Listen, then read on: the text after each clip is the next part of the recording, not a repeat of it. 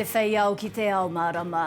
E tuatahitanga te kōrero a Kamala Harris, Perehītini Tuarua o Amerika ki ngā ūpoko o te Motu wā Kiwa. Ako tā tētahi pāparakauta i Piripāne, he tohu kēnge te moko kauae a tētahi wahine, nā reira i aukatia tana kuhu e rātou. Nā kōti te kaupapa whei 700 tuawhā, arā te uiuinga Mana Wāhine i Whakatāne ka wherawherahia tēnei take e Te Ao Mārama.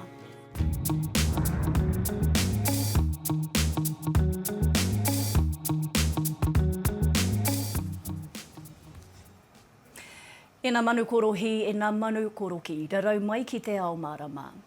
He āhuatanga kārea no kia kitea, ko Kamala Harris tērā, te Perehītini Tuarua o Amerika i kauhau atu ki ngā ūpoko o te Motu wā Kiwa.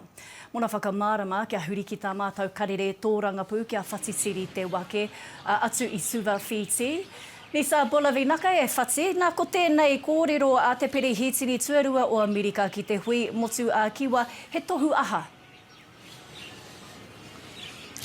Tēnā koe peata, Nisa Bulavinaka kia tātou katoa. E tohu ana i tēnei āhuatanga o te tau kume o ngā mana nui o te ao e hihiana ki te whai wāhi mai ki te moana nui a Kiwa. Kua mōhiotia whānuitia, ko haina tētahi o era whenua e hihiana kia noho pūmau ki tēnei takiwa ko Amerika hoki tēnā. Engari, i aia e kauhau ana, e harei te mea i puta i aia te kauhau anake. I tohu atu ia i te hohonu o te pūkoro o Amerika kia whakarata mai pea te moana nui a Kiwa ki a rātou. I tēnei wā tonu, 21 miliona tāra e tuku atu ana mai Amerika ki te moana nui, hei tāna i ki taurangi ia mo ngā tau te kau te haere ake nei ka nui ake ki te 1 miliona tāra. Tonu ana ki ngā take moni no te ata nei i puta i te whakatau o te Pirimia a Jacinda Ardern he te kaumārua miliona tāra. Ka ringiringi ki ngā wāhine o tēnei whenua o te motu tapu o Whiti, hei aha kia noho mana orite te wahine ki tētāne. He kāhui wāhine o Whiti e mate nui ana ki te kite i te huringa tai. Earlier efforts on gender mainstreaming had not really worked. I whakautua Jacinda Ardern i taua karanga, he pūtea tautoko i tuku kia pai ai te noho a ngā wāhine me ngā tamāhine o Whiti. We're actually here to launch and announce New Zealand's significant 5-year commitment to value of $12.65 million to gender and social protection.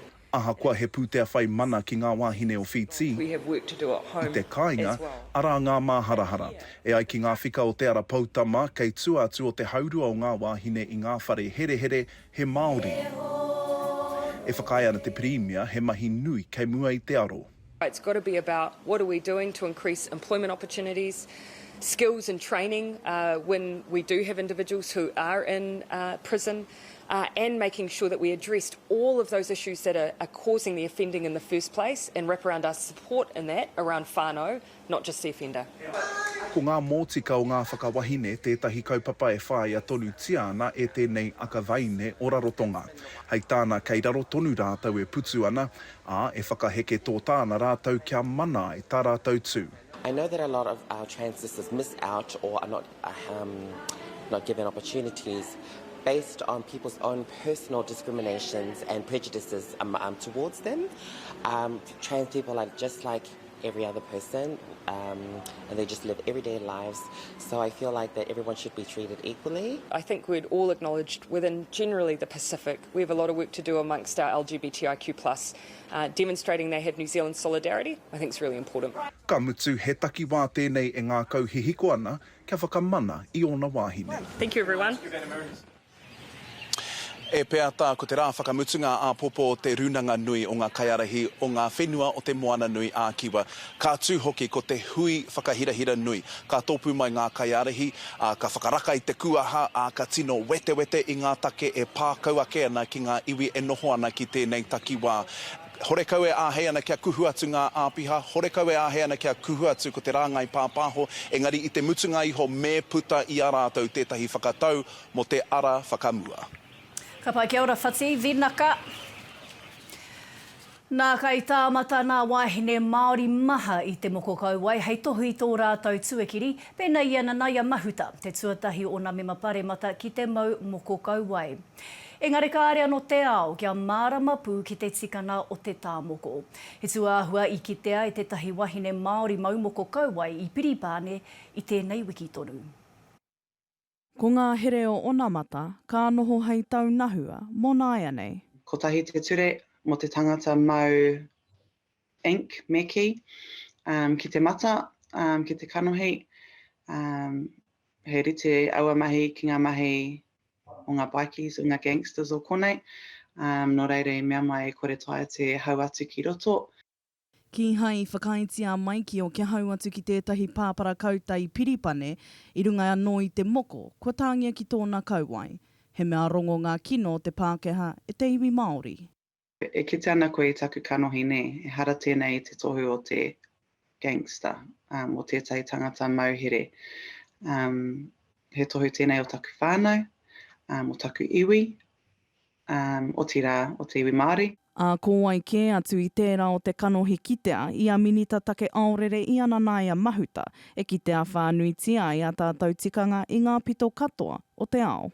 Well, New Zealand's got some experience in that, so what we can do is demonstrate ways in which you can break down stereotypes around traditional, cultural, facial moko, which are about identity and nothing to be afraid of. And the more that we can participate in educating the public around the importance of cultural markings, then that in itself will have a reverberating effect around how society responds. Me te paoro mai a te minita take aorere o ahitareiria, ko tai mai te wā ka hore e kore, herereke kai te haere. One of the areas I am most grateful that we did engage on was having an Indigenous perspective on foreign policy, and the Foreign Minister brings such a depth of personal wisdom to that. Ko te mana ko ia McGrath kia horapa whānuitia te moko, ka panonitia ngā tirohanga a te iwi pōhehe. Kia kite aku ākonga I te kura I taku hiahia nui kia whaia rātou I tēnei o ngā huarahi hoki, kia whakahokia mai tō tātou mana kia tātou anō. Hine waine Tana Williams, Te Ao Mārama. Kua o te kaupapa waitu 700 tuawhā, ngā rā te uiuinga Mana Wāhine Whakatāne. Ka aro tēnei uiuinga ki ngā kreme kāre anō kia whakatauhia mō ngā whakapai nāna takahitanga te karauna I te tiriti I putua I te wahine ki raro. Hei whakawhānui I tēnei take, kia huri tātou I nei ki tētahi māngai no kōrero kia Alana Thomas. Kia ora Alana, nau mai ki te hōtaka. Tēnā koe hoanga mihi o te wā kia koutou katoa.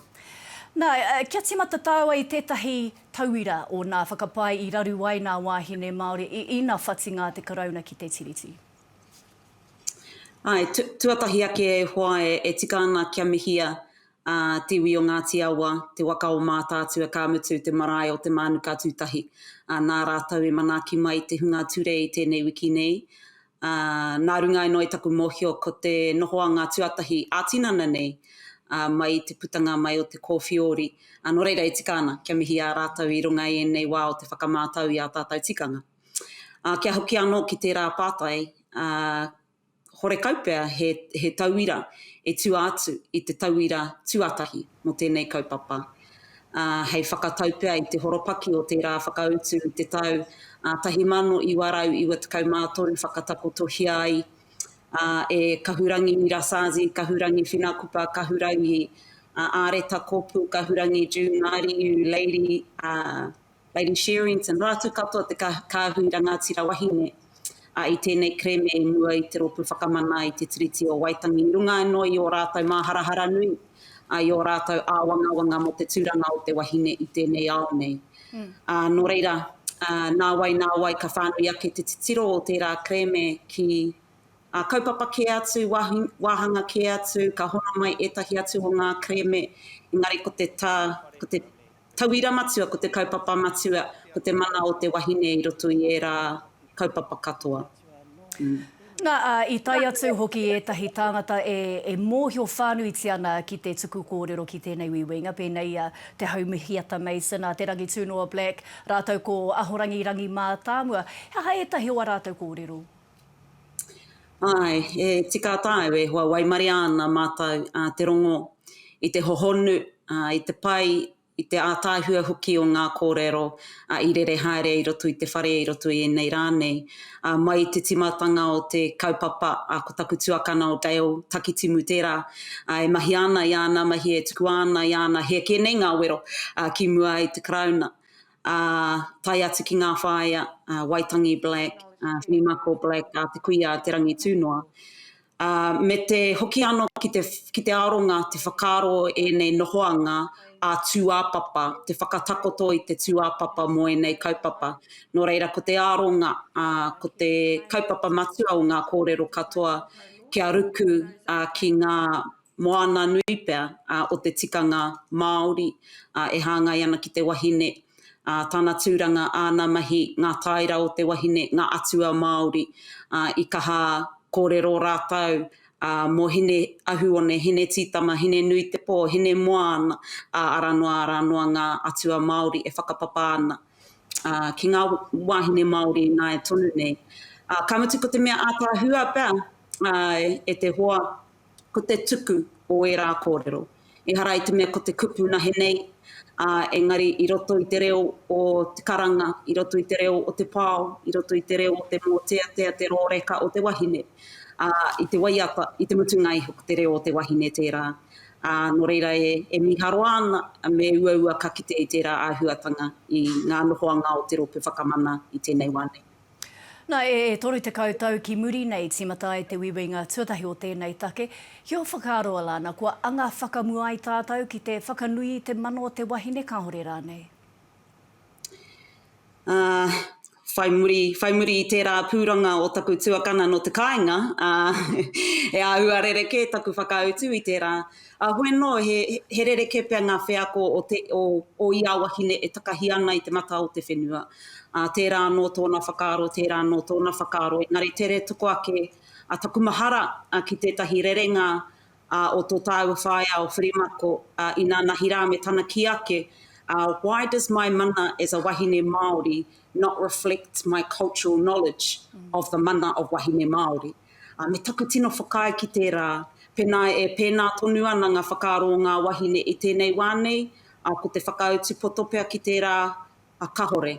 Engari kei konei tonu tāua, tātou e whawhai ana i te whawhai, koina te take e pēnei ana ngā āhuatanga o te rōpu whakamana i te tiriti i tēnei wānei, no hearaua tāua tātou e mutu tērā whawhai. Alana Thomas o kaupare lo tēnā koe i wau nā kōrero. Kia ora e hoa. Nā ka whakawhānui hea te mana o nā pirihimana i te kāwanatanga hei aukati ngā mahi tūkino o nā kēnge. Ko te hara whakaweti me te mana kimi, mana tango hoki, etahi o nā tuahua hōka heia mana pirihimana i nāia nei, engari me whai tonu i tētahi tohu whakamana. Kua ka hapehi te kāwanatanga kia aukatia ngā mahi tūkino maha kua puta i nā wiki tata. Ko te hekena o Poto Williams, minita take pirihimana i tana tūrara, tētahi o nā hua. He ture hau ko te hei pū ko ngā kēnge me a rātou mahi kore e aro ki te ture. Basically, we want to hit the gangs and the offenders where it's going to hurt them. So by going after their guns, their cars, their motorbikes, and making it harder for them to launder money. Ko kaubau te rautaki hau o te motu hei kaupare atu i ngā kēnge, ko tauwhiro te pāheko i angitu neke atu i te 1,800 ngā pū i horo mai i ngā tiriti. We'll be introducing a new offence in the Crimes Act that could carry a penalty of up to 5 years in prison if a firearm is discharged with the intent to intimidate any person or group of people. We'll be making an amendment to the Search and Surveillance Act to provide police with additional search powers that will help them to target gang members during gang conflict. The reality is we all know, people don't become gang members overnight. There are enough evidence-based reports to show that the contributing factors for joining gangs hinge on socio-economic factors, families, community environments or lack thereof, and a desire for a sense of belonging. Hei tā te minita take ture, ka aro turuki ki tēnei pāheko ki te mutunga. What we don't want to be is a government of rhetoric. We're a government that's focused on outcomes. So these are the raft of reforms that we're introducing today. As Mr Hipkins said, it's not the end of the line. We'll continue to monitor to see that the policy settings are actually working and working for those that need them most. Kua piki ngā tatauranga whakamahi pū I roto I ngā hapuri maha o te motu, ā ko ira te take e aro pū nei ki ngā kēnge.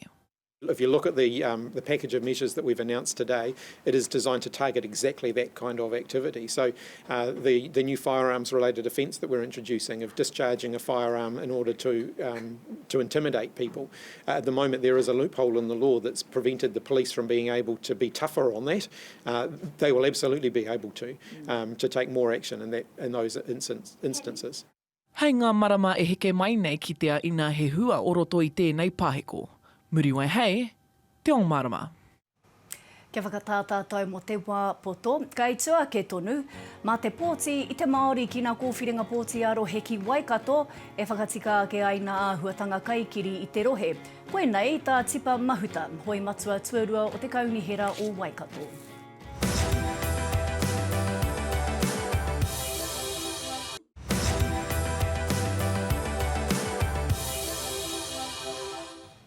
Hoki mai anō. Ko tā tipa mahuta, te hoi matua tuarua o te kaunihera arohe o Waikato, taino hoki kia nanaia mahuta. He nui te whakatoihara me te kaikiri e kite ana I te rohe o Waikato. Hai tāna anō, ko tai te wā ki te turaki I tēnei āhuatanga, ma te tuku pōti I te kōwhiringa pōti arohe. Kai a tāmati tianana nā whakamahuki. Kua kōrero tia te take nei. Ko tā tipa mahuta, ko te wā kia koe e ko te tuku pōti. But we will hiko we will walk to Wellington, but we won't put the voting form in an envelope and post it. So that's been my urge. Every kazi, tell a kazi that you got to vote this time if you want people in. Ki hea o te rātou ka hāmene hea te hea mana o te kaunihera arohe o Waikato, e ngā kai kaunihera mo te whakapai I mahi kai kiri ia. I te mei o te tau nei, ka whakaheke a Russ Remington I te tūranga hea mana. Big issues of this local government election, there's a real racial undertone, so if our Māori don't vote, then we're giving it to Kaipiri. E ai kia tipa me whakamutu atu ngā mahi whakahāwe I te Māori. Nau mai ko ngā kanohi hoa miro, ai me makaunihera a haere ake nei, a hei te hepe tamate te kaumāona ki te tuawaru o ke topa, tīmata ai ngā kōwhiringa pōti arohe. We've got at least 7 councils with the inclusion of Māori wards. So that's going to mean that it's not just going to be me and Kataraina on the regional council, but all our TAs are going to have Māori wards, if not that māngai Māori within their mix. He kai tono tēnei pāpa, tēnei ngā kauwhiwhita riki, ko ia pēr he mata hou I te kaunihera. It's necessarily about processing a resource consent, building a city strategic plan, from a Māori worldview, and actually from an Indigenous worldview in general. We've actually got to look at everything. He Māori, he whiti, he eniana hoki a moko ka mutu, ko te mātauranga hauora hine ngaro, me te tea ki tai ao ana tino pūkenga nui. Ei ākua nei pānui tea ia tana tono mo tētahi tūranga kaunihera I te mukarohe o kirikiriroa ki te rāwhiti. Those people that do have intentions to stand for council must whakapapa back to here. I see that as a prerequisite. Hei tā tipa e hara I te mea he mahinga ngātahi tēnei, me tuarātia koe tō hapū marae anō hoki. Ko ngā kupu ake aki ki te hunga pīkoko, me Mana Wāhine, me mōhio ki te whakaniko. The community might say, in 9 years, what have you done? And I've got to be willing to stand up and take account of that, say what I'm going to do if I'm going to stand again, and really earn their confidence. E ai anō kia tipa me tīmata te wānanga tahi me ngā kai iapataki he whārau te nui I te whānau, he hiko e taki tini tēnei me te aha, me ko atu I te kotahimano ruarau tāngata ka hoa atu pōti ki a koe, e eke atu ai koe ki te kaunihera arohe o Waikato. Tāmati tiananga, Te Ao Mārama. Kua tū te ringa o tētahi o nā kaiwhiwhi I te tohu kaimahi hapori o te tau 2020, o Shaquille Shortland o Ngāti Hine, ki te whakataetai I te tūrana koromatua o Whangārei. Ki te eke te tangata nei, e rua te kaumā waru tau te pakeke, Ka tū koia te pōtiki o ngā koro matua o tēnei whenua. Engari ara no atu nā mauna teitei kai mua i tōna aroaro. Pēnei te tokuiti o te hungakai pōti Māori i roto i ngā kōwhiringa pōti a rohe. E ai ki tēnei pūrongo atu mamau harawira, he rautaki motu hake tāna e toa aia i te whakataetae. He manu pirere noiho te tangata rua te kaumāwaru tau te pakeke, kia tū hei koro matua.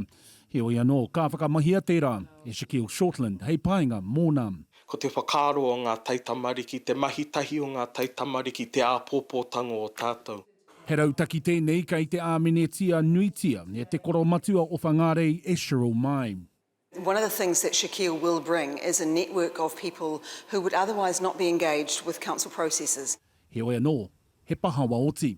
Hia, ki te hakakā i te ahi ai roto i te hunga Māori, i te tuatahi, te hunga taitamariki. Me kimi ia i te katoa o ngā pōti Māori ka tika. E ai ki ngā tauranga o ngā tāngata iwa te kaumano o whangarei, tataki te toru te kaumano he Māori. Mo te wā tuatahi ka whakaturia he wāri Māori. Kai te tū hoki aia hei kai kauni hera tūru auraki. Kai te hia ia ki te whakawaha i ngā raruraru e Pākia nei te Māori. Pēnei me ngā take rangataki Māori, hei tirohanga mā te kauni hera. E rua o ngā tūru Māori kei roto i te rohe o whangarei. Rua noiho, ne, koiara te hakaro o taku tū i ngā tūru Pākehā i ngā tūru noa nei. Kia whakakahangia i wenei o ngā hakaro Māori ki te tepu o te kaunihera. Nā te koro matua nā Cheryl Mai ngā kai whakataetai e āwhina ki roto i a rātou mahi whakataetai. Hai tāna he kirikawa nōna ki te whakakōrero i ngā take e hāngai ana ki te Māori. So for Shaquille in particular, I just love the fact that we have a young, vibrant, intelligent Māori candidate who will be standing for the mayoralty. Engari ko nono besolom, koiara te kōrero, ai haro mo mātou anake. E haro mo mātou nahe. He whāmarama kei a Shortland ki te whakatahuri i ngā tai o whakaro, i riro ai te tūru koro matua o whangari. Hei au ke topa kati ai te wā tuku pōti. Tumamau harawira, Te Ao Mārama. Tēnau tonu mai, tai hoake nei. E whakapono ana te kaiako matua o te kapa o pango Māori a Clayton McMillan, kāre i mākona rātou i te rua tākoro noiho.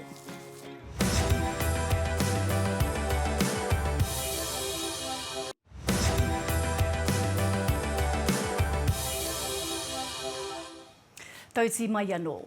E whakapono ana te kaiako matua o te kapa ōpango Māori a Clayton McMillan, kāre i mākona rātou i te rua tākoro noiho.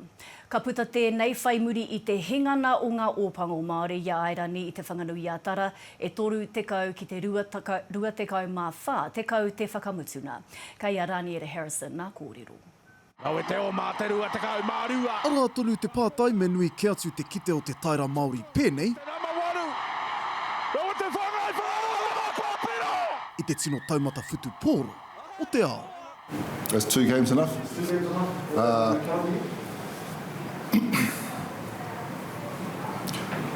That's a good question. E pātai rangatira rawātu, nā hakoa i ngauara e te hūkerikeri me te kapa o airani tonu i nā pō i te whanganui a tara, e tū tonu ana te kauae Māori me te āki nui, kia tuku a mā rātou wetahi atu piki kapa whutu pōro o Te Ao. Rea ke nei. Yeah, if we had got demoed over 2 games, it would have been easy to sort of say, oh, well, your level is over there. And I think we've showcased over two games that we can compete against the best teams. Hore kau anō ke whakaritea tētahi haerenga mā te kapa o pango Māori i te mutunga o tēnei tau. Hei tā te pauako matua o airani, ka taia etahi atu kapa taumata tuatahi o Te Ao anō. E te kapa Māori. We certainly feel that this is certainly not a tier 2, tier 3 type of game for us. E iona hitori katoa ko te kapa ōpango, te kapa Springboks me te kapa o wera tonu. Hoi nāno ngā kapa horekau anō kia hinga i ngā Māori. E ono ke ngā wā kua papatū i ngā warapi, e rua ke anō ki te kapa tuatahi o Te Ao, arā. Kia wīwī. Hopefully we've done enough to get the decision makers to start looking early for opposition and something else we can look forward to. Nā e aita te kaukāpene nei nā o ngā tiprau arā no atu te hohonu o ngā take e tika ana kia whakarahi ake anō ngā tākaroa tōna kapa ia te tau. So much so that it inspired like other people in my family to dig in deeper to our Māori heritage, and that's probably been my proudest part about being in this side, is that I'm learning more about me. Haunga no te hinganga I nā pō, ra kaupea hiwi ki tōria, I tua atu I tērā. Rānira Harrison, Te Ao Mārama. Ki nā matapai huarere I nai nei, nā ka tatangi tonu arangi nui a pōpō, katoa te motu kia tūpato I te nui o una roimata, nā ka timata te marangai I te ata I ki kai tāia, ahi noa ka whakakuku ake he hau pītonga. Ke ao katoa nā rangi I tāmaki makaurau, ka ua. Rotorua he patapata I awha hei te ahi pō, Ri te tolu te kōrero ki tūranganui a Kiwa, a ka mao te ua ki ngā motu hei te ahi. He hautonga ka pupuhi ki te whanganui a tara hei te tūhoitanga o te rangi. Ko whakatū a nahe pea te taone ka pāngia I ngā hihi mahana tamanui. Tāmaru te rangi ki o tautahi, ko tahi tōraro ki tāhuna. Waiho pai ka mārire haere te hautonga ki reira hei te ahi pō. Akati, koe nā tā Te Ao Mārama I tēnei pō. Toro atu ki tā mātou whārangi ipurangi, te taupangara nei a Te Ao Māori News, mo te roa nā atu a mātou kōrero, e raurangatira mā kia Māori ori te noho.